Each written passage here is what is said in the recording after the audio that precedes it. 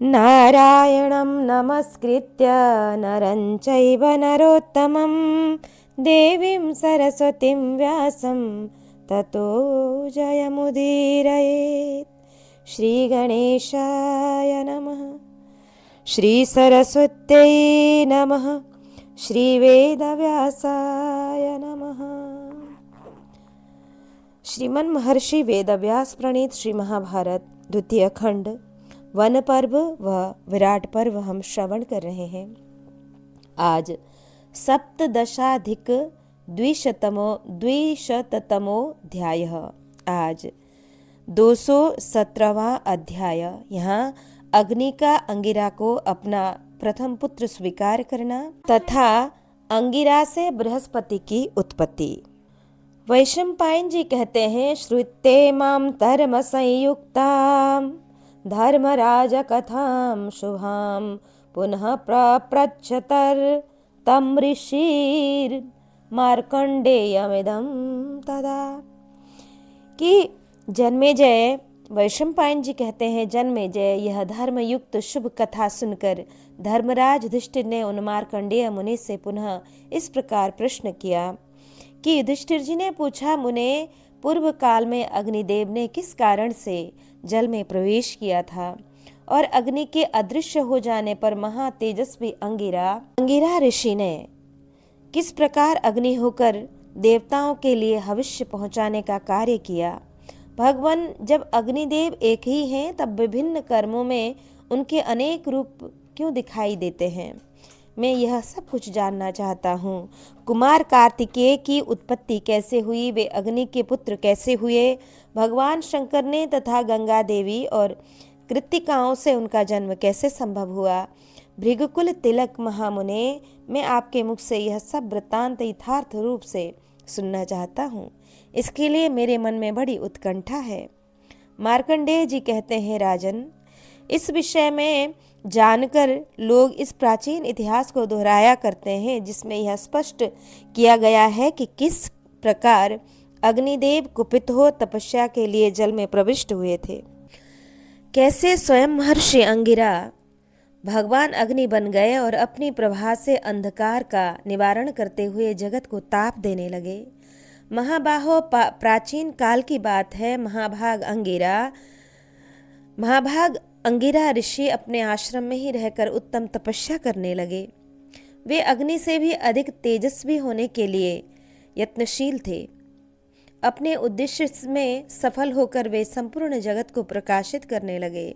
उन्हीं दिनों अग्निदेव भी तपस्या कर रहे थे। वे तेजस्वी होकर भी अंगिरा के तेज से संतप्त हो अत्यंत मलिन पड़ गए। परंतु इसका कारण क्या है, यह सब कुछ भी उनकी समझ में नहीं आया। तब भगवान अग्नि ने यह सोचा, हो न हो ब्रह्मा जी ने इस जगत के लिए किसी दूसरे अग्नि देवता का निर्माण कर लिया है। जान पड़ता है तपस्या में लग जाने से मेरा अग्नित्व नष्ट हो गया। अब मैं पुनः किस प्रकार अग्नि हो सकता हूँ? यह विचार करते हुए उन्होंने देखा कि महामुनि अंगिरा अग्नि की ही भांति प्रकाशित हो संपूर्ण जगत को ताप दे रहे थे। यह देख वे डरते डरते धीरे से उनके पास गए। उस समय उनसे अंगिरा मुनि ने कहा, देव, आप पुनः शीघ्र ही लोक भावन अग्नि के पद पर प्रतिष्ठित हो जाइए, क्योंकि तीनों लोकों तथा स्थावर जंगम प्राणियों में आपकी प्रसिद्धि है। ब्रह्मा जी ने आपको ही अंधकार नाशक प्रथम अग्नि के रूप में उत्पन्न किया है। तिमिर पुंज को दूर करने वाले देवता, आप ही शीघ्र अपना स्थान ग्रहण कीजिए।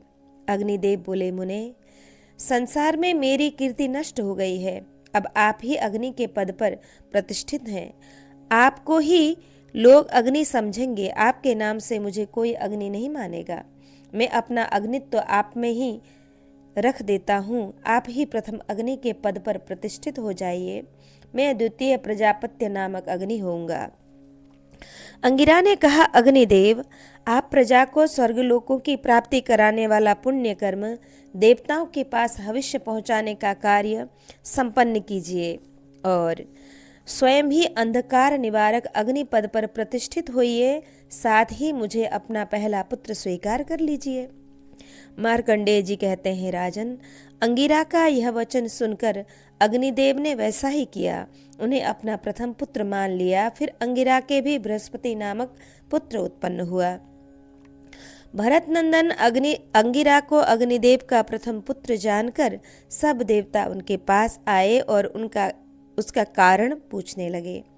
देवताओं के पूछने पर अंगिरा ने उन्हें कारण बताया और देवताओं ने अंगिरा के उस कथन पर विश्वास करके उसे यथार्थ माना। अब मैं महान कांतिमान विविध अग्नियों का, जो ब्राह्मण ग्रंथोक्त विधि वाक्यों में अनेक कर्मों द्वारा विभिन्न प्रयोजनों की सिद्धि के लिए विख्यात है, वर्णन करूंगा। मार्कंडेय जी कहते हैं, ब्राह्मणो यस्त्री तीयस्तु पुत्र कुरुकुलो द्वः तस्या भवत शुभा भार्या प्रजास्तस्याम चमे शृणु। कि मार्कंडेय जी कहते हैं, कुरुकुल धुरंधर युधिष्ठिर, ब्रह्मा जी के जो तीसरे पुत्र अंगिरा हैं, उनकी पत्नी का नाम शुभा है। उसके गर्भ से जो संतानें उत्पन्न हुई उनका वर्णन करता हूं, सुनो। राजन, बृहद कीर्ति, बृहद ज्योति, बृहद ब्रह्मा, बृहन मना, बृहन मंत्र, बृहद भास तथा बृहस्पति, ये अंगिरा के शुभा के 7 पुत्र हुए। अंगिरा की प्रथम पुत्री का नाम देवी भानुमति है। वह अपने संतानों में सबसे अधिक रूपवती है। उसके रूप की कहीं तुलना नहीं है। भानु अर्थात सूर्य से युक्त होने के कारण यह दिन की अभिमानिनी है।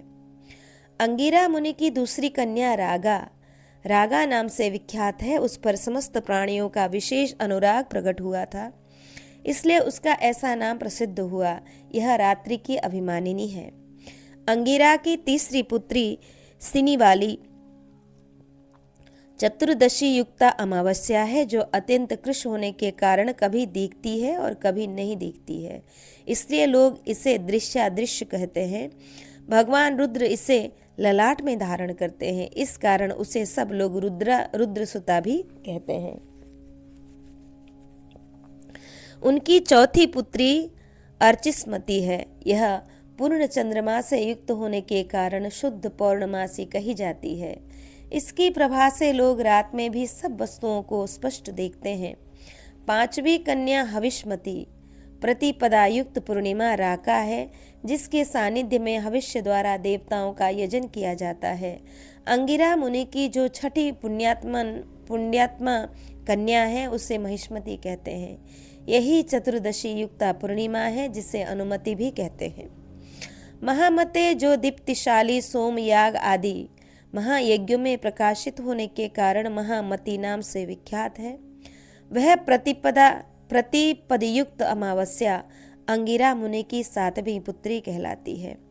जिस भगवती आमा को देखकर लोग कुहू कुहू धुनी कर उठते हैं, चकित हो जाते हैं, अंगिरा मुनि की वह 8वीं पुत्री कुहू नाम से विख्यात है।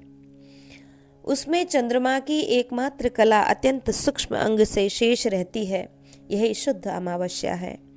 मार्कंडेय जी कहते हैं, बृहस्पतिश्चांद्रमसी भार्यासिद या यशस्विनी आग्निन साजनयत पुण्यान षडेकाम चापे पुत्रिकाम। राजन, बृहस्पति की जो यशस्विनी पत्नी चंद्रमासी तारा नाम से विख्यात थी, उसने पुत्र रूप में 6 पवित्र अग्नियों को एक पुत्री को भी जन्म दिया। 6 पुत्रों के साथ एक पुत्री को भी जन्म दिया। दर्श पौर्णमास आदि में प्रधान आहुतियों को देते समय जिस अग्नि के लिए सर्वप्रथम घी की आहुति दी जाती है, वह महान व्रतधारी अग्नि ही बृहस्पति का शयु नाम से विख्यात प्रथम पुत्र है। चातुर्मास्य संबंधी यज्ञों में तथा अश्वमेध यज्ञ में जिसका पूजन होता है, जो सर्वप्रथम उत्पन्न होने वाला और सर्वसमर्थ तथा जो अनेक वर्ण की ज्वालाओं से प्रज्वलित होता है, वह अद्वितीय शक्तिशाली अग्नि ही शयु है। शयु की पत्नी का नाम था सत्या। वह धर्म की पुत्री थी। उसके रूप और गुणों की तुलना कहीं नहीं थी।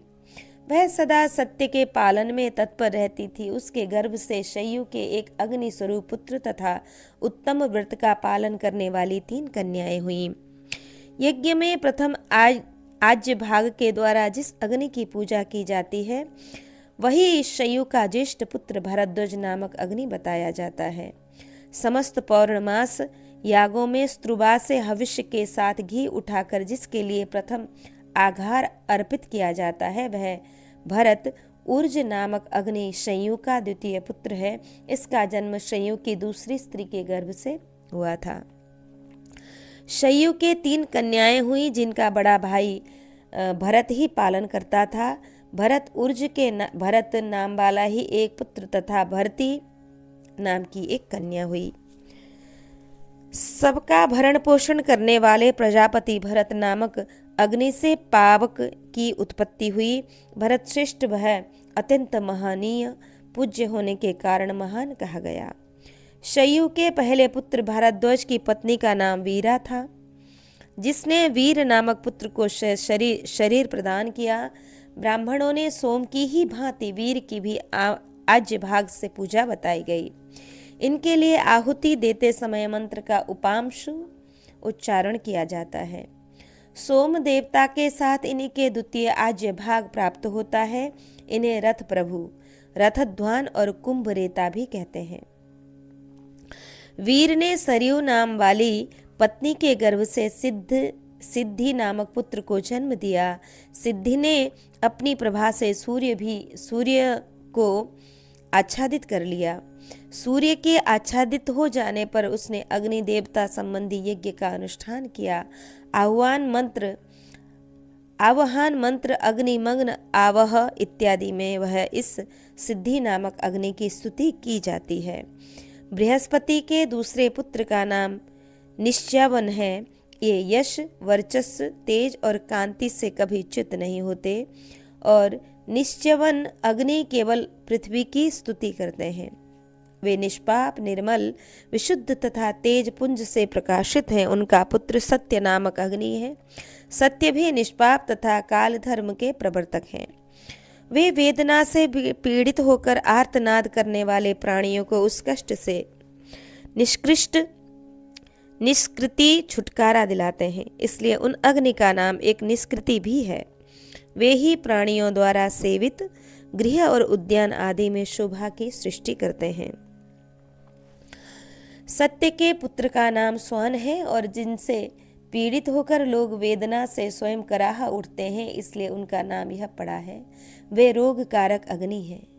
बृहस्पति के तीसरे पुत्र का नाम विश्वजीत है। वे संपूर्ण विश्व की बुद्धि को अपने वश में करके स्थित है, इसलिए अध्यात्म शास्त्र के विद्वानों ने उन्हें विश्वजीत अग्नि कहा है। भरत नंदन जो समस्त प्राणियों के उदर में स्थित हो, उनके खाए हुए पदार्थों को पचाते हैं और वे संपूर्ण लोकों में विश्वभुक नाम से प्रसिद्ध अग्नि बृहस्पति के चौथे पुत्र के रूप में प्रकट हुए हैं। ये विश्वभुक अग्नि ब्रह्मचारी, जीतात्मा तथा सदा प्रचुर व्रतों का पालन करने वाले हैं। ब्राह्मण लोग पाकयज्ञ में इन्हीं की पूजा करते हैं। पवित्र गोमती नदी इनकी प्रिय पत्नी हुई। धर्माचरण करने वाले द्विज लोग विश्वभुक अग्नि में ही संपूर्ण कर्मों का अनुष्ठान करते हैं।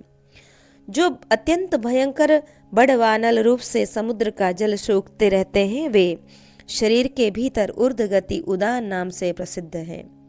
ऊपर की ओर गतिशील होने से ही उनका नाम ऊर्ध्वभाग है। वे प्राण वायु के आश्रित एवं त्रिकालदर्शी हैं। उन्हें बृहस्पति का 5वां पुत्र माना गया है। प्रत्येक गृह कर्म में जिस अग्नि के लिए सदा घी की ऐसी धारा दी जाती है जिसका प्रवाह उत्तराभिमुख हो और इस प्रकार दी हुई वह घृत की आहुति अभिष्ट मनोरथ की सिद्धि करती है, इसलिए उस उत्कृष्ट अग्नि का नाम स्विष्टकृत है। उसे बृहस्पति का 6ठा पुत्र समझना चाहिए। जिस समय अग्नि स्वरूप बृहस्पति का क्रोध प्रशांत प्राणियों पर प्रकट हुआ, उस समय उनके शरीर से जो पसीना निकला वही उनकी पुत्री के रूप में परिणत हो गया। वह पुत्री अधिक क्रोध वाली थी। वह स्वाहा नाम से प्रसिद्ध हुई। वह दारुण एवं क्रूर कन्या संपूर्ण भूतों में निवास करती है। स्वर्ग में भी कहीं तुलना न होने के कारण जिसके समान रूपवान दूसरा कोई नहीं है। उस स्वाहा पुत्र को देवताओं ने काम नामक अग्नि कहा है, जो हृदय में क्रोध धारण किए धनुष और माला से विभूषित हो रथ पर बैठकर हर्ष और उत्साह के साथ युद्ध में शत्रुओं का नाश करते हैं। उसका नाम है अमोघ अग्नि। महाभाग ब्राह्मण लोग त्रिविध उक्त मंत्रों द्वारा जिसकी स्तुति करते हैं, जिसने महावाणी परा का आविष्कार किया है, वह तथा ज्ञानी पुरुष जिसे आश्वासन देने वाला समझते हैं, उस अग्नि का नाम उक्त है। मार्कंडेय जी कहते हैं, काश्यपो ह्याथ वासिष्ठ प्राणश्च प्राणपुत्रकः अग्निराग्नि रसश्चैव च्यवना स्त्रीषु वर्चकः। कि युधिष्ठिर काश्यप पुत्र काश्यप, वशिष्ठ पुत्र वशिष्ठ, प्राण पुत्र प्राणक, अंगिरा के पुत्र च्यवन तथा त्रिवर्चा, ये 5 अग्नि हैं। इन्होंने पुत्र की प्राप्ति के लिए बहुत वर्षों तक तीव्र तपस्या की। इनकी तपस्या का उद्देश्य यह था कि हम ब्रह्मा जी के समान यशस्वी और धर्मिष्ठ पुत्र प्राप्त करें। पूर्वोक्त 5 अग्नि स्वरूप ऋषियों ने व्याहृतिक संयक 5 मंत्रों द्वारा परमात्मा का ध्यान किया। तब उनके समक्ष अत्यंत तेजोमय 5 वर्णों से विभूषित एक पुरुष प्रकट हुआ, जो ज्वालाओं से प्रज्वलित अग्नि के समान प्रकाशित होता था। वह संपूर्ण जगत की सृष्टि करने में समर्थ था। भारत, उसका मस्तक प्रज्वलित अग्नि के समान जगमगा रहा था। दोनों भुजाएं प्रभाकर की प्रभास के समान थीं। दोनों आंखें तथा त्वचा सुवर्ण के समान देदीप्यमान हो रही थी और उस पुरुष की पिंडलियां काले रंग की दिखाई देती थीं। उपर्युक्त 5 मुनिजनों ने अपनी तपस्या के प्रभाव से उन 5 वर्ण वाले पुरुष को प्रकट किया था, इसलिए उस देवोपम पुरुष का नाम पांचजन्य हो गया। वह उन 5 ऋषियों के वंश का प्रवर्तक हुआ। फिर महातपस्वी पांचजन्य ने अपने पितरों का वंश चलाने के लिए 10,000 वर्षों तक घोर तपस्या करके भयंकर दक्षिणाग्नि को उत्पन्न किया। उन्होंने मस्तक से बृहद तथा मुख से रथंतर साम को प्रकट किया। ये दोनों वेग पूर्वक आयु आदि को हर लेते हैं, इसलिए तरसाहर कहलाते हैं। फिर उन्होंने नाभि से रुद्र को, बल से इंद्र को तथा बाण से वायु और अग्नि को उत्पन्न किया। दोनों भुजाओं से प्राकृत और वैकृत भेद वाले दोनों अनुदात्ता को, मन और ज्ञानेंद्रियों के समस्त 6 देवताओं को तथा 5 महाभूतों को उत्पन्न किया। इन सब की सृष्टि करने के पश्चात उन्होंने 5 पितरों के लिए 5 पुत्र और उत्पन्न किए, जिनके नाम इस प्रकार हैं। वशिष्ठ बृहद्रथ के अंश से प्रणिधि, काश्यप के अंश से महत्तर, अग्निरस च्यवन के अंश से तथा भानु तथा वर्च के अंश से सौभर नामक पुत्र की उत्पत्ति हुई। प्राण के अंश से अनुदात्त की उत्पत्ति हुई। इस प्रकार 25 पुत्रों के नाम बताए गए। तत्पश्चात तप नामधारी पांचजन्य ने यज्ञ में विघ्न डालने वाले अन्य 15 उत्तर देवों विनायकों इनकी सृष्टि की। उनका विवरण इस प्रकार है। सुभीम, अतिभीम, भीम, भीमबल और अबल, इन 5 विनायकों की उत्पत्ति उन्होंने पहले की, जो देवताओं के यज्ञ का विनाश करने वाले हैं। इनके बाद पांचजन्य ने सुमित्र, मित्रवान, मित्रज्ञ, मित्रवर्धन और मित्रधर्मा, इन 5 देवरूपी विनायकों को उत्पन्न किया। तदंतर पांचजन्य ने सूर, प्रवीर, वीर, सुरेश, सुबर्चा तथा सुरहंता, इन 5 को प्रकट किया। इस प्रकार ये 15 देवोपम प्रभावशाली विनायक पृथक पृथक 5-5 व्यक्तियों के 3 दलों में विभक्त हैं। इस पृथ्वी पर ही रहकर स्वर्गलोक से भी यज्ञकर्ता पुरुषों की यह सामग्री का अपहरण कर लेते हैं। ये विनायक गण अग्नियों के लिए अभिष्ट महान भविष्य का अपहरण तो करते ही हैं, उसे नष्ट भी कर डालते हैं। अग्निगणों के साथ लाग डांट रखने के कारण ही ये भविष्य का अपहरण और विध्वंस करते हैं। इसलिए यज्ञ निपुण विद्वानों ने यज्ञशाला की बाह्य वेदी पर इन विनायकों के लिए देय भाग रख देने का नियम चालू किया है, क्योंकि जहां अग्नि की स्थापना हुई हो उस स्थान के निकट ये विनायक नहीं जाते हैं। मंत्र द्वारा संस्कार करने के पश्चात प्रज्वलित अग्निदेव जिस समय आहुति ग्रहण करते हुए यज्ञ का संपादन करते हैं, उस समय वे अपने दोनों पंखों पार्श्ववर्ती शिखाओं उनके द्वारा विनायकों को कष्ट पहुंचाते हैं, इसलिए वे उसके पास नहीं फटकते। मंत्रों द्वारा शांत कर देने पर वे विनायक यज्ञ संबंधी भविष्य का अपहरण नहीं कर पाते हैं। इस पृथ्वी पर जब अग्निहोत्र होने लगता है, उस समय तप पांचजन्य के ही पुत्र बृहदुक्त इस भूतल पर स्थित हो श्रेष्ठ पुरुषों द्वारा पूजित होते हैं। तप के पुत्र जो रथंतर नामक अग्नि कहे जाते हैं, उनको दी हुई हवि मित्रविंद देवता का भाग है, ऐसा यजुर्वेदी विद्वान मानते हैं। महायशस्वी तप पांचजन्य अपने इन सभी पुत्रों के सहित अत्यंत प्रसन्न हो आनंदमग्न रहते हैं। मार्कंडेय जी कहते हैं, युधिष्ठिर, पूर्वोक्त भरत नामक अग्नि जो शयु के पौत्र और उर्ज के पुत्र हैं, गुरुतर नियमों से युक्त हैं, वे संतुष्ट होने पर पुष्टि प्रदान करते हैं, इसलिए उनका नाम पुष्टिमति भी है। समस्त प्रजा का भरण पोषण करते हैं, इसलिए उन्हें भरत कहते हैं। शिव नाम से प्रसिद्धि जो अग्नि है, वे शक्ति की आराधना में लगे रहते हैं। समस्त दुखातुर मनुष्यों का सदा ही शिव कल्याण करते हैं, इसलिए उन्हें शिव कहते हैं। तप पांचजन्य का तपस्या जनित फल ऐश्वर्य बढ़कर महान हो गया है, यह देख उसे प्राप्त करने की इच्छा से मानो बुद्धिमान इंद्र ही पुरंदर नाम से उनके पुत्र होकर प्रकट हुए। उन्हीं पांचजन्य से उष्मा नामक अग्नि का प्रादुर्भाव हुआ, जो समस्त प्राणियों के शरीर में उष्मा गर्मी के द्वारा परिलक्षित होते हैं, तथा तप के जो मनु नामक अग्नि स्वरूपा पुत्र हैं, उन्होंने प्राजापत्य यज्ञ संपन्न कराया था। वेदों के पारंगत विद्वान ब्राह्मण शंभु तथा आवसथ्य नामक अग्नि को देदीप्यमान तथा महान तेज पुंज से संपन्न बताते हैं। इस प्रकार जिन्हें यज्ञ में सोम की आहुति दी जाती है, ऐसे 5 पुत्रों को तप ने पैदा किया है। वे सब के सब सुवर्ण सदृश कांतिमान बल और तेज की प्राप्ति कराने वाले तथा देवताओं के लिए भविष्य पहुंचाने वाले हैं। महाभाग अस्त काल में परिश्रम से थके मादे सूर्यदेव अग्नि में प्रविष्ट होने के कारण अग्नि स्वरूप हो जाते हैं।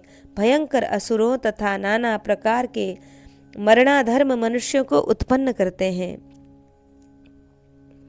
उन्हें भी तप की ही संतति के अंतर्गत माना गया है। तप के मनु प्रजापति स्वरूप पुत्र भानु नामक अग्नि को अंगिरा ने भी अपना प्रभाव अर्पित करके नूतन जीवन प्रदान किया है। वेदों के पारगामी विद्वान ब्राह्मण भानु को ही बृहद भानु कहते हैं। भानु की 2 पत्नियां हुई, सुप्रज्ञा और बृहद भाषा। इनमें बृहद भाषा सूर्य की कन्या थी। इन दोनों ने 6 पुत्रों को जन्म दिया। इनके द्वारा जो संतानों की सृष्टि हुई उसका वर्णन सुनो। जो दुर्बल प्राणियों को प्राण एवं बल प्रदान करते हैं, उन्हें बलद नामक अग्नि बताया जाता है। ये भानु के प्रथम पुत्र हैं। जो शांत प्राणियों में भयंकर क्रोध बनकर प्रकट होते हैं, वे मन्युमान नामक अग्नि भानु के द्वितीय पुत्र हैं। यहाँ जिनके लिए दर्श तथा पौर्णमास यागों में भविष्य समर्पण का विधान पाया जाता है, उन अग्नि का नाम विष्णु है। वे अंगिरा गोत्रीय माने गए हैं। उन्हीं का दूसरा नाम धृतिमान अग्नि है। ये भानु के तीसरे पुत्र हैं। इंद्र सहित जिनके लिए आग्रयण नूतन अंध द्वारा संपन्न होने वाले यज्ञ कर्म में हविष्य अर्पण का विधान है। वे आग्रयण नामक अग्नि भानु के ही चौथे पुत्र हैं। चातुर्मास्य यज्ञों में नित्य विहिता आग्नेय आदि 8 हविष्यों के जो उद्भव स्थान है उनका नाम आग्रह है। वे ही वैश्वदेव पर्व में प्रधान विश्वदेव नामक अग्नि है। ये भानु के 5वें पुत्र हैं। स्तुभ नामक अग्नि भी भानु के ही पुत्र हैं। पहले कहे हुए 4 पुत्रों के साथ जो ये अग्रह वैश्वदेव और स्तुभ है उन्हें मिलाकर भानु के 6 पुत्र हुए हैं। मनु भानु की ही एक तीसरी पत्नी थी जिसका नाम था निशा। उसने एक कन्या और 2 पुत्रों को जन्म दिया। कन्या का नाम रोहिणी तथा पुत्रों के नाम से अग्नि और सोम। इनके सिवा निशा ने 5 अग्निस्वरूप पुत्र और भी उत्पन्न किए जिनके नाम क्रमशः इस प्रकार है: वैश्वानर, विश्वपति, सन्निहित, कपिल और अग्रहणी। चातुर्मास्य यज्ञों में प्रधान हविष्य द्वारा पर्जन्य सहित जिनकी पूजा की जाती है वे कांतिमान वैश्वानर नामक अग्नि मनु के प्रथम पुत्र हैं। जो वेदों में संपूर्ण जगत के पति कहे गए हैं वे विश्वपति नामक अग्नि मनु के द्वितीय पुत्र हैं। इन्हीं के प्रभाव से हविष्य की सुंदर भाव से आहुति क्रिया संपन्न होती है। अतः वे परम स्विष्टकृत उत्तम अभिष्ट की पूर्ति करने वाले कहे जाते हैं। मनु की कन्या भी स्विष्टकृत ही मानी गई है। उनका नाम रोहिणी है। वह मनु की कुमारी पुत्री किसी अशुभ कर्म के कारण हिरण्यकश्यप की पत्नी हुई थी। वास्तव में मनु ही वन ही है और वे ही प्रजापति कहे गए हैं। जो देहधारियों के प्राणों का आश्रय लेकर उनके शरीर को कार्य में प्रवृत्त करते हैं उनका नाम है सन्निहित। शरीर को कार्य में प्रवृत्त करते हैं उनका नाम है सन्निहित। अग्नि ये मनु के तीसरे पुत्र हैं। इनके द्वारा शब्द तथा रूप को ग्रहण करने में सहायता मिलती है। जो दीप्तिमान महापुरुष शुक्ल और कृष्ण गति के आधार हैं, जो अग्नि का धारण पोषण करते हैं, जिनमें किसी प्रकार का कल्मश अर्थात विकार नहीं है, तथापि जो समस्त विकार स्वरूप जगत के कर्ता हैं, यति लोग जिनको सदा महर्षि कपिल के नाम से कहा करते हैं, जो सांख्य योग के प्रवर्तक हैं, वे क्रोध स्वरूप अग्नि के आश्रय कपिल नामक अग्नि हैं। ये मनु के चौथे पुत्र हैं। मनुष्य आदि समस्त भूत प्राणी सर्वदा भांति भांति के कर्मों में जिनके द्वारा सब भूतों के लिए अन्न का अग्रभाग अर्पण करते हैं, जो सांख्य योग के प्रवर्तक हैं, वे क्रोध स्वरूप अग्नि के आश्रय कपिल नामक अग्नि है। मनुष्य आदि समस्त भूत प्राणी सर्वदा भांति भांति के कर्मों में जिनके द्वारा सब भूतों के लिए अन्न का अग्रभाग अर्पण करते हैं, वे अग्रणी नामक अग्नि मनु के 5वें पुत्र कहलाते हैं। मनु के अग्निहोत्र कर्म में की हुई त्रुटि के प्रायश्चित समाधान के लिए उन लोक विख्यात तेजस्वी अग्नियों की सृष्टि की जो पूर्वोक्त अग्नियों से भिन्न है। यदि किसी प्रकार हवा के चलने से अग्नियों का परस्पर स्पर्श हो जाए तो अष्टाकपाल 8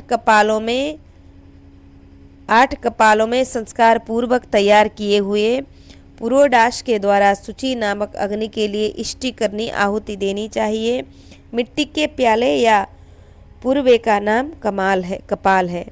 जब दक्षिणाग्नि गार्हपत्य तथा आहवनीय नामक 2 अग्नियों से संसर्ग हो जाए तब मिट्टी के 8 पूर्वों में संस्कार पूर्वक तैयार किए हुए पुरोडाश द्वारा वीति नामक अग्नि के लिए आहुति देनी चाहिए। यदि गृहस्थित अग्नियों का दावानल से संसर्ग हो जाए तो मिट्टी के 8 पूर्वों में संस्कृत चरु द्वारा शुचि नामक अग्नि को आहुति देनी चाहिए। यदि अग्निहोत्र संबंधी अग्नि को कोई रजस्वला स्त्री छू दे तो वसुमान अग्नि के लिए मिट्टी के 8 पूर्वों में संस्कृत चरु द्वारा आहुति देनी चाहिए।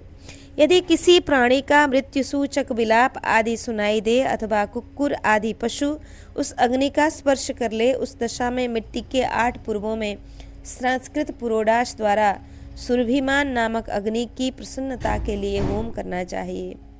जो ब्राह्मण किसी पीड़ा से आतुर होकर 3 रात तक अग्निहोत्र न करे, उसे मिट्टी के 8 पूर्वों में संस्कृत चरु के द्वारा उत्तर नामक अग्नि को आहुति देनी चाहिए। जिसका चालू किया हुआ दर्श और पौर्णमास या याग बीच में ही बंद हो जाए अथवा बिना आहुति किए ही रह जाए, उसे पथिकृत नामक अग्नि के लिए मिट्टी के 8 पूर्वों में संस्कृत चरु के द्वारा होम करना चाहिए। जब सूतिका गृह की अग्निहोत्र की अग्नि का स्पर्श कर ले, तब मिट्टी के 8 पूर्वों में संस्कृत पुरोडाश द्वारा अग्निमान नामक अग्नि को आहुति देनी चाहिए। मार्कंडेय जी कहते हैं कि राजन, जल में निवास के कारण प्रसिद्ध हुए सह नामक अग्नि के एक परम प्रिय पत्नी थी, जिसका नाम था मुदिता। उसके गर्भ से भूलोक और भूवरलोक के स्वामी सह ने अद्भुत नामक उत्कृष्ट अग्नि को उत्पन्न किया। सहसा पुत्रोद्भुतः इति मंत्रवर्णः। ब्राह्मण लोकों में वंश परंपरा के क्रम से सभी यह मानते हैं और कहते हैं कि अद्भुत नामक अग्नि संपूर्ण भूतों के अधिपति हैं। वे ही सबके आत्मा और भुवन भरता है। वे ही इस जगत के संपूर्ण महाभूतों के पति हैं। उनमें संपूर्ण ऐश्वर्य सुशोभित हैं। वे महातेजस्वी अग्निदेव सदा सर्वत्र विचरण करते हैं, जो अग्नि गृहपति नाम से सदा यज्ञ में पूजित होते हैं तथा हवन किए गए भविष्य को देवताओं के पास पहुंचाते हैं। वे अद्भुत अग्नि ही इस जगत को पवित्र करने वाले हैं। उन्हीं अद्भुत या गृहपति के एक अग्नि स्वरूप पुत्र उत्पन्न हुआ, जिनका नाम भरत है। ये मरे हुए प्राणियों के शव का दाह करते हैं। भरत अग्निष्टोम यज्ञ में नित्य निवास करते हैं, इसलिए उन्हें नियत भी कहते हैं। नियत का संकल्प उत्तम है। प्रथम अग्नि सह बड़े प्रभावशाली हैं। एक समय देवता लोग उनको ढूंढ रहे थे। उनके साथ अपने पौत्र नियत को भी आता देख उससे छू जाने के भय से वे समुद्र के भीतर घुस गए। तब देवता लोग सब दिशाओं में उनकी खोज करते हुए वहां भी पहुंचने लगे। एक दिन अथर्वा अंगिरा को देखकर अग्नि ने उनसे कहा, वीर, तुम देवताओं के पास उनका भविष्य पहुंचाओ। मैं अत्यंत दुर्बल हो गया हूँ। अब केवल तुम ही अग्नि पद पर प्रतिष्ठित हो जाओ और मेरा यह प्रिय कार्य संपन्न करो। इस प्रकार अथर्वा को भेजकर अग्निदेव दूसरे स्थान में चले गए, किंतु मत्स्यों ने अथर्वा से उनकी स्थिति कहाँ है यह बता दिया। उससे कुपित होकर अग्नि ने उन्हें शाप देते हुए कहा, तुम लोग नाना प्रकार के जीवों के भक्ष्य बनोगे। तदंतर अग्नि ने अथर्वा से फिर वही बात कही। उस समय देवताओं के कहने से अथर्वा मुनि ने सब सह नामक अग्निदेव से अत्यंत अनुनय विनय की, परंतु उन्होंने न तो भविष्य ढोने का भार लेने की इच्छा की और न वे अपने उस जीर्ण शरीर का ही भार सह सके। अंततो गत्वा उन्होंने शरीर त्याग दिया।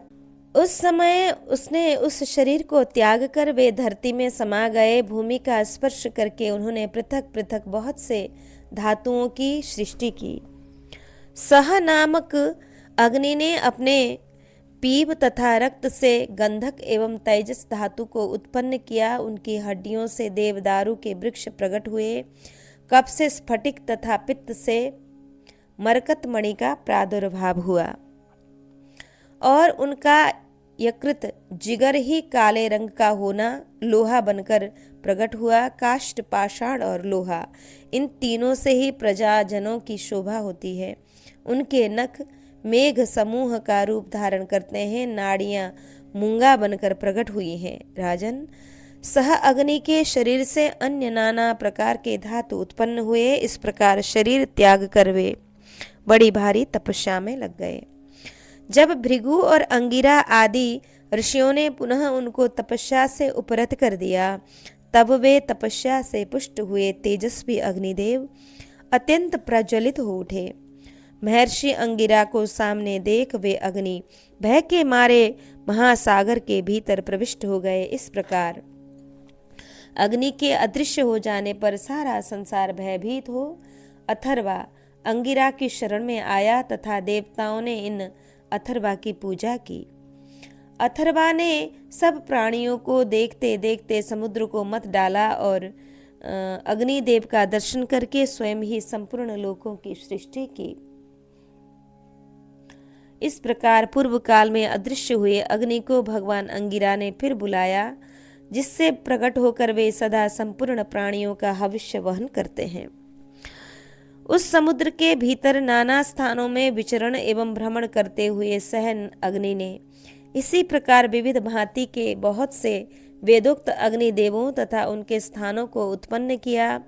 सिंधु नद, पंचनद, देविका, सरस्वती, गंगा, शतकुंभा, सरयू, गंडकी, चर्मणवती, मही, मेध्या, मेधातिथि, ताम्रवती, वेत्रवती, कौशिकी, तमसा, नर्मदा, गोदावरी, बेणा, उपबेणा, भीमा, वडवा, भारती, सुप्रयोगा, कावेरी, मुरमुरा, तुंगवेणा, कृष्णवेणा, कपिला तथा शोणभद्र, ये सब नदियां और नद हैं जो अग्नियों के उत्पत्ति का स्थान कहे गए हैं। अद्भुत की जो प्रियतमा पत्नी है उसके गर्भ से उनके विभुरसी नामक पुत्र हुआ। अग्नियों की जितनी संख्या बताई गई है सोम यागों की भी उतनी ही है। वे सब अग्नि ब्रह्मा जी के मानसिक संकल्प से अत्रि के वंश में उनकी संतान रूप से उत्पन्न हुए और अत्रि को जब प्रजा की सृष्टि करने की इच्छा हुई तब उन्होंने उन अग्नियों को ही अपने हृदय में धारण किया। फिर उन ब्रह्मर्षि के शरीर से विभिन्न अग्नियों का प्रादुर्भाव हुआ। राजन, इस प्रकार मैंने इस अप्रमेय अंधकार निवारक तथा दीप्तिमान महामना अग्नियों की जिस क्रम से उत्पत्ति हुई है उसका तुमसे वर्णन किया। वेदों में अद्भुत नामक अग्नि के महात्म्य का जैसा वर्णन है वैसा ही सब अग्नियों का समझना चाहिए, क्योंकि इन सब में एक ही अग्नि तत्व विद्यमान है। ये प्रथम भगवान अग्नि जिन्हें अंगिरा भी कहते हैं एक ही हैं, ऐसा जानना चाहिए। जैसे ज्योतिष्टोम, यज्ञ, उद्भिद आदि अनेक रूपों में प्रकट हुए हैं, उसी प्रकार एक ही अग्नि तत्व प्रजापति के शरीर से विविध रूपों में प्रकट हुए हैं, उत्पन्न हुए हैं। इस प्रकार मेरे द्वारा अग्निदेव के महान वंश का प्रतिपादन किया। वे भगवान अग्नि विविध वेद मंत्रों द्वारा पूजित होकर देहधारियों के दिए हुए हविष्य को देवताओं के पास पहुंचाते हैं। वैशंपायन जी कहते हैं, जन्मेजय, यह धर्मयुक्त कल्याणमयी कथा सुनकर धर्मराज युधिष्ठिर ने पुनः उन तपस्वी मुनि मार्कंडेय जी से पूछा कि युधिष्ठिर बोले, मुने, कुमार स्कंद का जन्म कैसे हुआ? वे अग्नि के पुत्र किस प्रकार हुए? भगवान शिव से उनकी उत्पत्ति किस प्रकार हुई तथा वे गंगा और छहों कृतिकाओं के गर्भ से कैसे प्रकट हुए हैं? मैं यह सुनना चाहता हूँ, इसके लिए मेरे मन में बड़ा कौतूहल हो रहा है। मार्कंडेय जी ने कहा, निष्पाप युधिष्ठिर, मैंने तुमसे अग्नियों के विविध वंशों का वर्णन किया। अब तुम परम बुद्धिमान कार्तिकेय के जन्म का वृत्तांत सुनो। अद्भुत अग्नि के अद्भुत पुत्र कार्तिकेय के बल और तेज असीम हैं। उनका जन्म महर्षियों की पत्नियों के गर्भ से हुआ है। वे अपने उत्तम यश को बढ़ाने वाले तथा ब्राह्मण भक्त हैं। मैं उनके जन्म का वृत्तांत बता रहा हूँ, सुनो। पूर्व काल की बात है, देवता और असुर युद्ध के लिए उद्यत हो एक दूसरे को अस्त्र शस्त्रों द्वारा चोट पहुंचाया करते थे। उस संघर्ष के समय भयंकर रूप वाले दानव सदा ही देवताओं पर विजय पाते थे। जब इंद्र ने देखा कि दानव बार बार देवताओं की सेना का वध कर रहे हैं, तब उन्हें एक सुयोग्य सेनापति की आवश्यकता हुई। इसके लिए वे बहुत चिंतित हुए।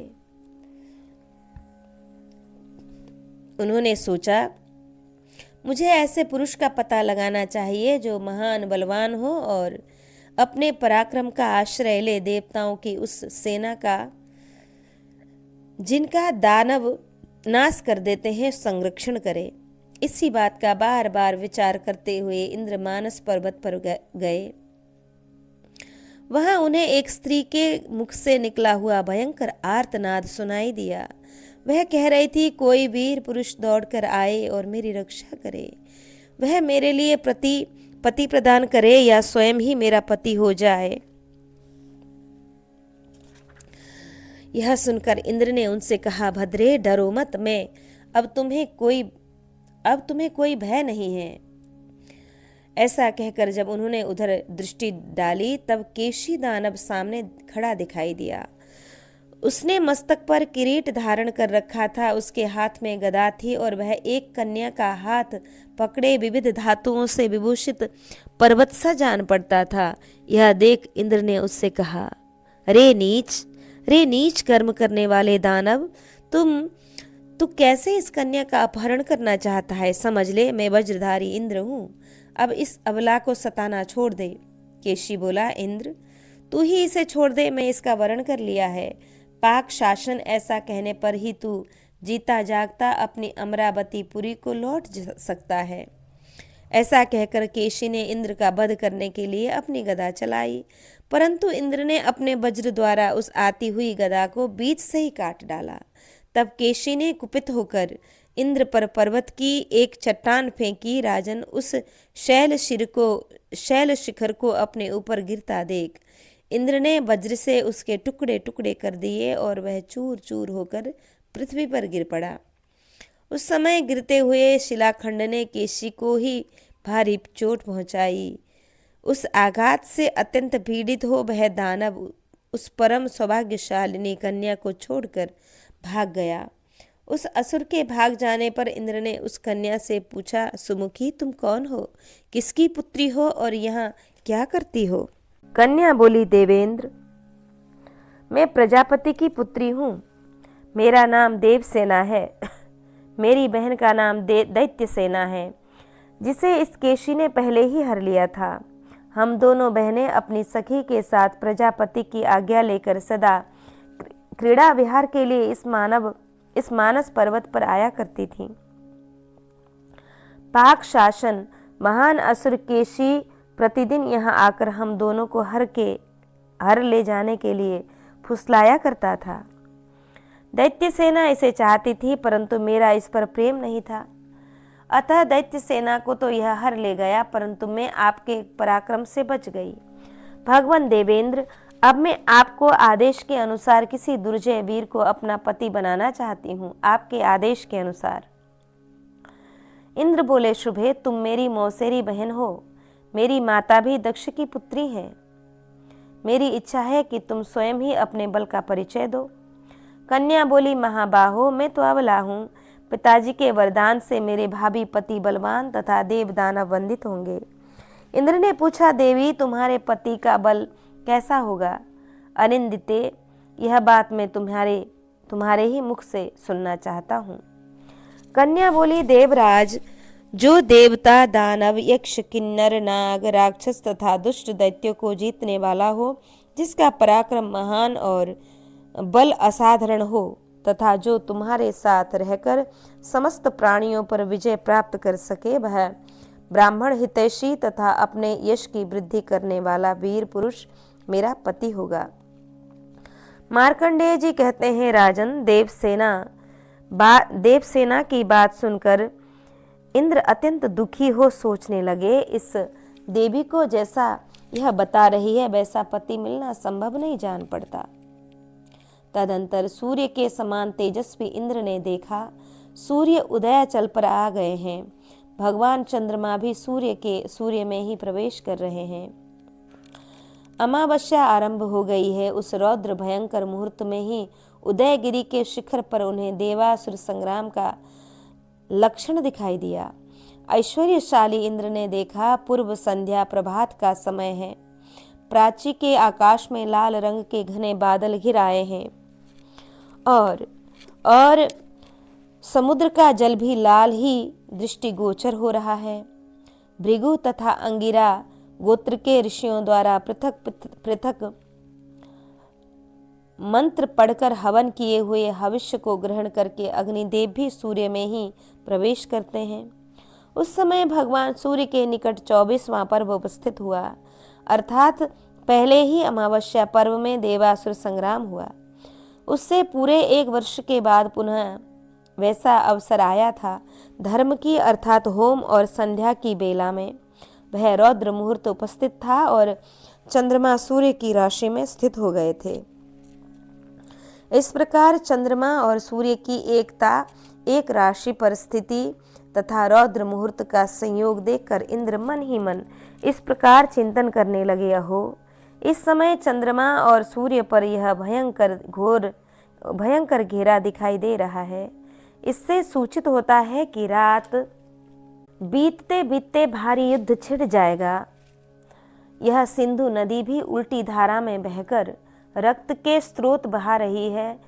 सियारिन मुख से आग उगलती हुई सूर्य की ओर देखकर रोती है। अनेक युगों का यह भयंकर तथा महान संघात सम्मेलन तेज से आलोकित हो रहा है। अग्नि और सूर्य के साथ चंद्रमा का यह अद्भुत समागम दृष्टिगोचर होता है। जान पड़ता है इस समय चंद्रमा जिस पुत्र को जन्म देंगे वही इस देवी का पति होगा, अथवा अग्नि भी इन सभी अभिष्ट गुणों से युक्त हैं, वे भी देव कोटि में ही हैं। अतः ये यदि किसी बालक को उत्पन्न करें तो वही इस देवी का पति होगा। ऐसा सोच विचार कर ऐश्वर्यशाली इंद्र उस समय उस देव सेना को साथ ले ब्रह्मलोक में गए और ब्रह्मा जी से इस प्रकार बोले, भगवान आप इस देवी के लिए कोई अच्छे स्वभाव का शूरवीर पति प्रदान कीजिए। ब्रह्मा जी ने कहा, दानव सूदन, इस विषय में तुमने जो विचार किया है वही मैंने भी सोचा है। वैसा होने पर ही एक महान पराक्रमी बलवान वीर का प्रादुर्भाव होगा। शक्रक्रतो वही तुम्हारे साथ रहकर देव सेना का पराक्रमी सेनापति होगा और वही इस देवी का भी पति होगा। यह सुनकर देवराज इंद्र ब्रह्मा जी को नमस्कार करके उस कन्या को साथ ले जहाँ महान शक्तिशाली वशिष्ठ आदि श्रेष्ठ महाब्राह्मण एवं देवर्षि थे वहाँ उनके आश्रम पर आए। उन दिनों वे महर्षिगण जो यज्ञ कर रहे थे उनमें भाग लेने के लिए तथा सोमपान करने के लिए इंद्र आदि सभी देवता वहाँ पधारे थे। उन सबके मन में सोमपान की इच्छा थी। उन महात्मा ऋषियों ने प्रज्वलित अग्नि में शास्त्रीय विधि से इष्टि का संपादन करके संपूर्ण देवताओं के लिए हविष्य की आहुति दी। भरत श्रेष्ठ मंत्रों द्वारा आवाहन होने पर वे अद्भुत नामक अग्नि सूर्य मंडल से निकलकर मौन भाव से वहां आए और महर्षियों द्वारा मंत्रोच्चारण पूर्वक विधिवत हवन किए हुए भांति भांति के अहवनीय पदार्थों को उन महर्षियों से प्राप्त करके उन्होंने संपूर्ण देवताओं की सेवा में अर्पित किया। देवताओं को हविष्य पहुंचाकर वह अग्निदेव वहां से जाने लगे। तब उनकी दृष्टि एक महात्मा सप्तर्षियों की पत्नियों पर पड़ी। उनमें से कुछ तो अपने आसनों पर बैठी थीं और कुछ सुखपूर्वक सो रही थीं। उनकी अंग कांति सुवर्णमय वेदी के समान थी और वे चंद्रमा की कला के समान निर्मल थीं।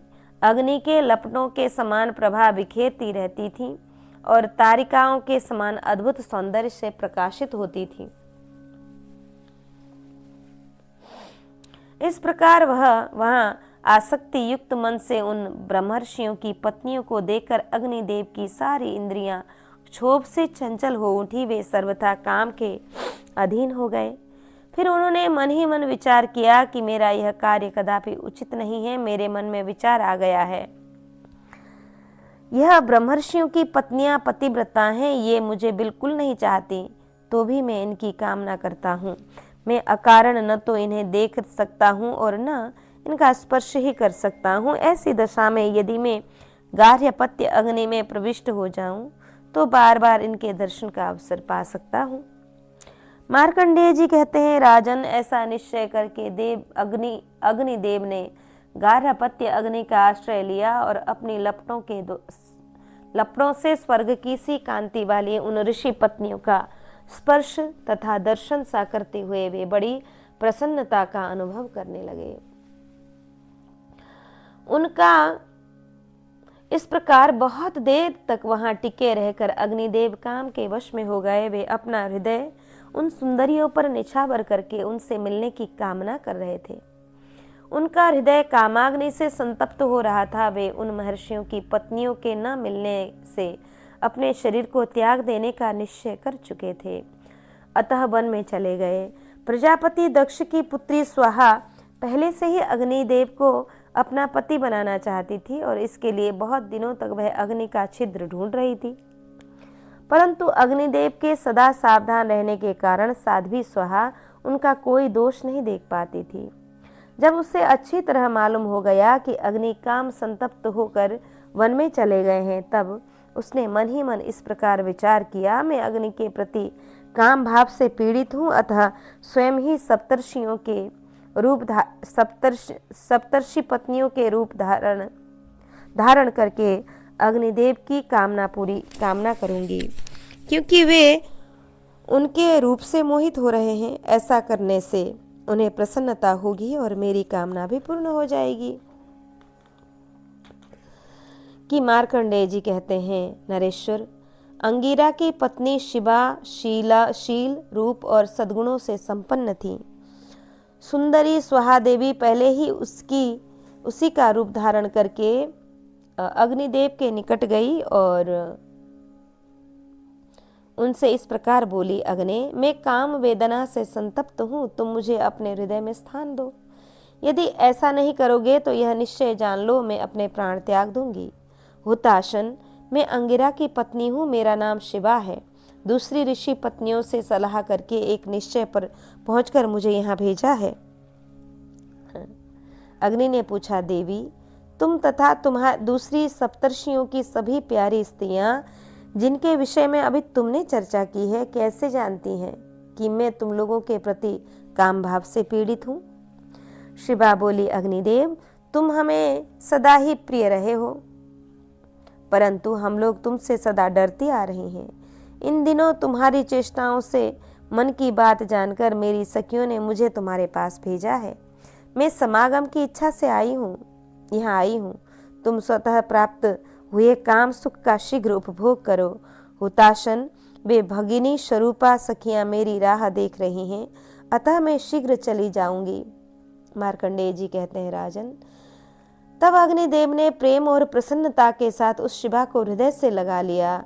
शिवा के रूप में स्वाहा देवी ने प्रेम पूर्वक अग्निदेव से समागम करके उनके वीर्य को हाथ में ले लिया। तत्पश्चात उसने कुछ सोचकर कहा, अग्निकुल नंदन, जो लोग वन में मेरे इस रूप को देखेंगे वे ब्राह्मण पत्नियों को झूठा दोष लगाएंगे, अतः मैं इस रहस्य को गुप्त रखने के लिए गरुड़ पक्षी का रूप धारण कर लेती हूँ। इस प्रकार मेरा इस वन से सुखपूर्वक निकलना संभव हो सकेगा। मार्कंडेय जी कहते हैं, राजन, ऐसा कहकर वह तत्काल गरुड़ी का रूप धारण करके उस महान वन से बाहर निकल गई। आगे जाने पर उसने सरकंडों के समूह से आच्छादित श्वेत पर्वत के शिखर को देखा। 7 सिरों वाले अद्भुत नाग, जिनकी दृष्टि में ही विष भरा था, उस पर्वत की रक्षा करते थे। उनके सिवा राक्षस, पिशाच, भयानक भूतगण, राक्षसी समुदाय तथा अनेक पशु पक्षियों से भी वह पर्वत भरा पूरा था। अनेकानेक नदी और झरने वहां बह रहे थे तथा नाना प्रकार के वृक्ष उस पर्वत की शोभा बढ़ाते थे। शुभ स्वरूपा स्वाहा देवी ने सहसा उस दुर्गम शिखर पर जाकर एक सुवर्णमय कुंड में शीघ्रता पूर्वक उस शुक्रवीर्य को डाल दिया। कुरुश्रेष्ठ, उस देवी ने 7 महात्मा महर्षियों की पत्नियों के समान रूप धारण करके अग्निदेव के साथ समागम की इच्छा की थी, किंतु अरुंधति की तपस्या तथा पति शुश्रूषा के प्रभाव से वह उनका दिव्य रूप धारण न कर सकी, इसलिए 6 बार ही अग्नि के वीर्य को वहां डालने में सफल हुई। अग्निदेव की कामना रखने वाली स्वाहा ने प्रतिपदा को उस कुंड में उनका वीर्य डाला था। स्खलित हुए उस वीर्य ने वहां एक तेजस्वी पुत्र को जन्म दिया। ऋषियों ने उसका बड़ा सम्मान किया। वह स्कंदित होने के कारण स्कंद कहलाया। उसके 6 सिर, 12 कान, 12 नेत्र और 12 भुजाएं थीं। परंतु उस कुमार का कंठ और पेट एक ही था। वह द्वितीया को अभिव्यक्त हुआ और तृतीय को शिशु रूप में सुशोभित होने लगा। चतुर्थी को वे कुमार स्कंद सभी अंग उपांगों से संपन्न हो गए। उस समय कुमार लाल रंग के विशाल बिजली युक्त बादल से आच्छादित थे। अतः अरुण रंग के मेघों की विशाल घटा के भीतर उदित हुए सूर्य की भांति प्रकाशित हो रहे थे। त्रिपुर नाशक भगवान शिव ने देव शत्रुओं का विनाश करने वाले जिस विशाल तथा रोमांचकारी श्रेष्ठ धनुष को रख छोड़ा था, उसे बलवान स्कंद ने उठा लिया और बड़े जोर की गर्जना की। ये उस गर्जना द्वारा चराचर प्राणियों सहित इन तीनों लोकों को मूर्छित सा कर रहे थे। महान मेघों की गंभीर ध्वनि के समान उनकी उस गर्जना को सुनकर चित्र और ऐरावत नामक 2 महागज वहां दौड़े आए। कुमार स्कंद सूर्य की कांति के समान उद्भासित हो रहे थे। उन दोनों हाथियों को आते देख उन अग्नि कुमार ने उन्हें 2 हाथों से पकड़ लिया तथा एक हाथ में शक्ति और दूसरे में अरुण शिखा से विभूषित और बलवानों में श्रेष्ठ एवं विशाल शरीर वाले एक समीपवर्ती कुक्कुट मुर्गे को पकड़कर उन महाबाहु कुमार ने भयंकर गर्जना की और उन हाथी मुर्गे आदि को लिए हुए क्रीड़ा करने लगे। तत्पश्चात उन बलवान वीर ने दोनों हाथों में उत्तम शंख लेकर बजाया, जो बलवान प्राणियों को भी भयभीत कर देने वाला था। फिर वे दोनों भुजाओं से आकाश को बार बार पीटने लगे। इस प्रकार क्रीड़ा करते हुए कुमार महासेन ऐसे जान पड़ते थे मानो वे अपने मुख से तीनों लोकों को ही पी जाएंगे। अपरिमित आत्मबल से संपन्न और अद्भुत पराक्रमी स्कंद पर्वत के शिखर पर उदय काल में अंशुमाली सूर्य की भांति शोभा पा रहे थे। फिर वे उस पर्वत की चोटी पर बैठ गए और अपने अनेक मुखों द्वारा संपूर्ण दिशाओं की ओर देखने लगे। भांति भांति की वस्तुओं को देखकर वे अमेयात्मा स्कंद पुनः बालोचित कोलाहल करने लगे। उनकी इस गर्जना को सुनकर बहुत से प्राणी पृथ्वी पर गिर पड़े। फिर भयभीत और उद्विग्न चित्त होकर उन सब ने उन्हीं की शरण ली। उस समय जिन जिन नाना वर्ण वाले जीवों ने उन स्कंद देव की शरण ली, उन सब को ब्राह्मणों ने उनका महाबलवान पार्षद बताया है। उस महाबाहु ने उठकर उन प्राणियों को सांत्वना दी और महापर्वत श्वेत पर खड़े खड़े धनुष खींचकर बाणों की वर्षा प्रारंभ कर दी। उन बाणों द्वारा उन्होंने हिमालय के पुत्र क्रौंच पर्वत को विदीर्ण कर दिया। उसी छिद्र में होकर हंस और गृद्ध पक्षी मेरु पर्वत को जाते हैं। स्कंद के बाणों से छिन्न भिन्न हो वह क्रौंच पर्वत अत्यंत आर्तनाद करता हुआ गिर पड़ा। उस समय उसके गिरने पर दूसरे पर्वत भी जो जोर जोर से चित्कार करने लगे। बलवानों में श्रेष्ठ और अमित आत्मबल से संपन्न कुमार उन अत्यंत आर्त पर्वतों के उस चीरा चित्कार को सुनकर भी विचलित नहीं हुए, अपितु हाथ से शक्ति को उठाकर सिंहनाद सा करने लगे थे। उन महात्मा ने उस समय अपनी चमचमाती हुई शक्ति चलाई और उनके द्वारा श्वेतगिरी के समान श्वेतगिरी के भयानक शिखर को बड़े वेग से विदीर्ण कर डाला। इस प्रकार कार्तिकेय द्वारा शक्ति के आघात से विदीर्ण होकर श्वेत पर्वत उन महात्मा के भय से डर गया और दूसरे पर्वतों के साथ इस पृथ्वी को छोड़कर आकाश में उड़ गया। इससे पृथ्वी को बड़ी पीड़ा हुई। वह सब ओर से फट गई और पीड़ित हो कार्तिकेय जी की शरण में जाने पर पुनः बलवती हो शोभा पाने लगी थी।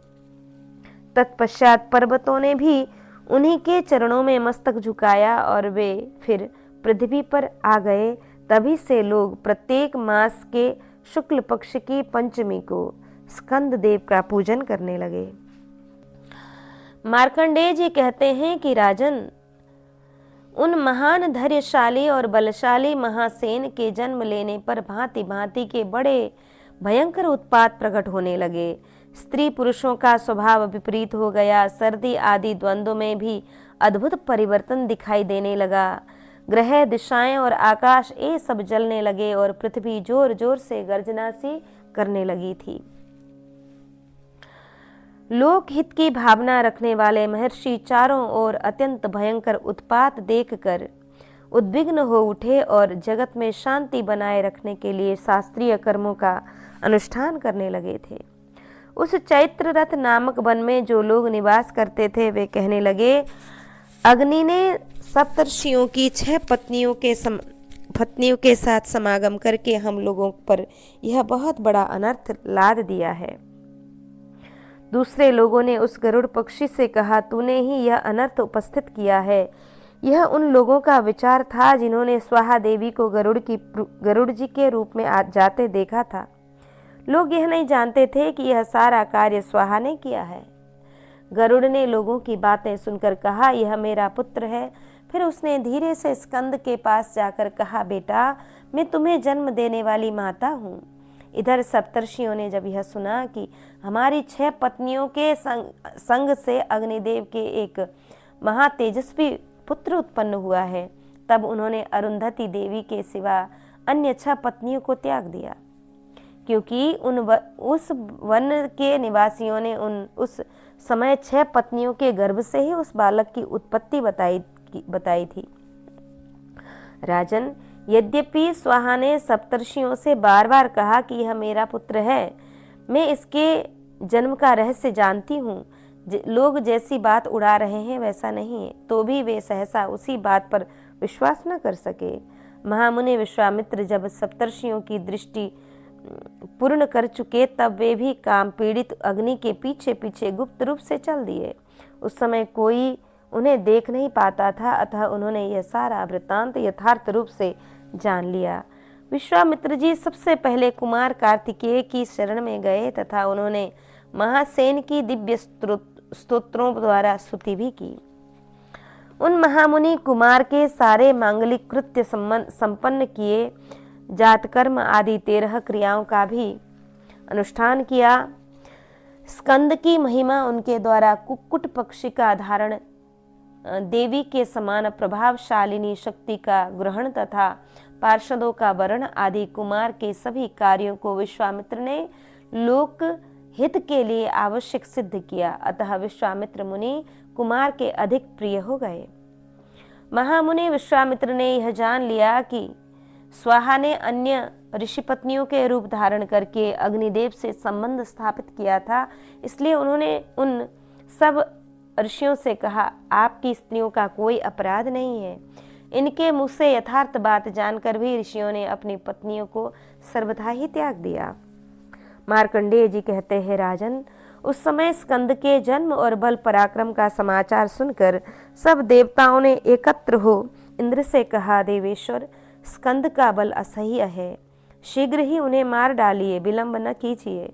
महाबली इंद्र, यदि आप इन्हें नहीं मारते हैं तो ये त्रिलोकी को, हम सबको तथा आपको भी अपने वश में करके देवेंद्र बन बैठेंगे। तब इंद्र ने व्यथित होकर उन देवताओं से कहा, देवताओं, यह बालक बड़ा बलवान है। यह लोक तृष्टा ब्रह्मा को भी युद्ध में पराक्रम करके मार सकता है, अतः मुझ में इस बालक को मारने का साहस नहीं है। इंद्र बार बार यही बात दोहराने लगे। यह सुनकर देवता बोले, आप में अब बल और पराक्रम नहीं रह गया है, इसलिए ऐसी बातें कहते हैं। हमारी राय है कि संपूर्ण लोक मातृकाएं स्कंद के पास जाएं, ये इच्छा अनुसार पराक्रम प्रकट कर सकती हैं, अतः स्कंद को मार डालें। तब बहुत अच्छा कहकर वे मातृकाएं वहां से चल दी, परंतु स्कंद का अप्रतिम बल देखकर उनके मुख पर उदासी छा गई। वे सोचने लगी, इस वीर को पराजित करना असंभव है। ऐसा निश्चय होने पर वे उन्हीं के शरण में आईं और बोली, महाबली कुमार, तुम हमारे पुत्र हो जाओ, हमें माता मान लो। देखो, हम पुत्र स्नेह से विकल हो रही हैं, हमारे स्तनों से दूध झर रहा है, इसे पीकर हम सबको सम्मानित और आनंदित करो। मातृकाओं की यह बात सुनकर समर्थ स्कंद के मन में उनके स्तनपान की इच्छा जागृत हो गई। फिर महासेन ने उन सब का समादर करके उनकी मनोवांछा पूर्ण की। तदंतर बलवानों में बलिष्ठ वीर स्कंद ने अपने पिता अग्निदेव को आते देखा। कुमार महासेन के द्वारा पूजित हो मंगलकारी अग्निदेव मातृका गणों के साथ उन्हें घेर कर खड़े हो गए और उनकी रक्षा करने लगे। उस समय संपूर्ण मातृकाओं ने क्रोध से जो एक नारी मूर्ति प्रकट की थी, वह हाथ में त्रिशूल ले धाय की भांति अपने पुत्र के समान प्रिय स्कंद की सब ओर से रक्षा करने लगी। लाल सागर की एक क्रूर स्वभाव वाली कन्या थी, जिसका रक्त ही भोजन था। वह महासेन को पुत्र की भांति हृदय से लगाकर सर्वतोभावेन उनकी रक्षा करने लगी। वेद प्रतिपादित अग्नि बकरे का सा मुख बनाकर अनेक संतानों के साथ उपस्थित हो पर्वत शिखर पर निवास करने वाले बालक स्कंद का इस प्रकार मन बहलाने लगे मानो उन्हें खिलौनों से खिला रहे हों। इस प्रकार आज हमने श्रवण किया अग्नि का अंगिरा को अपना प्रथम पुत्र स्वीकार करना तथा अंगिरा से बृहस्पति की उत्पत्ति, अंगिरा की संतति का वर्णन, बृहस्पति की संतति का वर्णन, पांचजन्य अग्नि की उत्पत्ति तथा उसकी संतति का वर्णन, सह नामक अग्नि का जल में प्रवेश और अथर्वा अंगिरा द्वारा पुनः उनका प्राकट्य, इंद्र के द्वारा केशी के हाथ से देवसेना का उद्धार, इंद्र का देवसेना के साथ ब्रह्मा जी के पास तथा महर्षियों के आश्रम पर जाना, अग्नि का मोह और समागम, स्वाहा का मुनि पत्नियों के रूप में अग्नि के साथ समागम, स्कंद की उत्पत्ति तथा उनके द्वारा क्रोंच आदि पर्वतों का विदारण और विश्वामित्र का स्कंद के जात कर्मादि 13 संस्कार करना, विश्वामित्र के समझाने पर भी ऋषियों का अपनी पत्नियों को स्वीकार न करना तथा अग्निदेव आदि के द्वारा बालक स्कंद की रक्षा करना आदि आज हमने श्रवण किया। इस प्रकार श्री महाभारत वन पर्व के अंतर्गत मार्कंडीय समास्या पर्व में अंगिरसोत्पाख्यान के प्रसंग में स्कंद की उत्पत्ति विषयक 226वां अध्याय यहाँ पूर्ण हुआ। आज के पारायण को श्री ठाकुर जी के चरण कमल में अर्पित करते हैं और विश्राम लेते हैं। जय जय श्री राधे श्याम।